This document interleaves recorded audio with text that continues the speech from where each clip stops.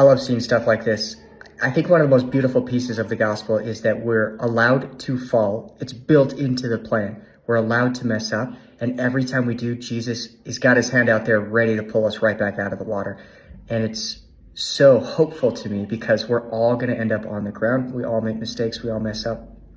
I, to some extent, am a reconvert myself. There was a time in my life, I was a young teen. My parents split up and we went and lived with my mom in a new state, didn't know anybody, and I just felt so lost. I didn't know where to go or what to do or who to follow. And so I didn't really follow anything. I just chose to follow poor examples, and it led me down some really dark paths. And I wandered a lot. And it left me feeling dark and desperate, hopeless and depressed, lonely.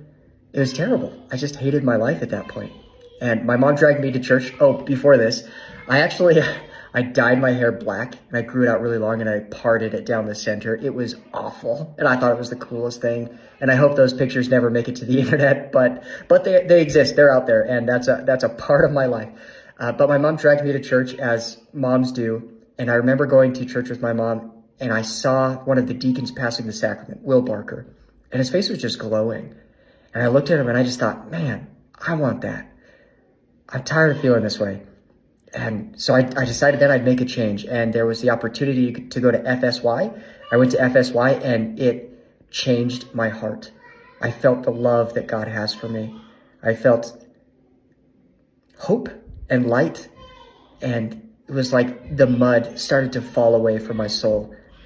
And beneath it, there was just joy and peace. And that's what the gospel has for us. When we follow Jesus Christ, every step we take toward him is a step toward heaven in this life and a step away from hell. So if you're feeling like you're close to hell, there's a way out and there's a way up. And that way is forward and it's toward Jesus. So I'd love to hear your stories of conversion or reconversion. Let me know. Tell us about it.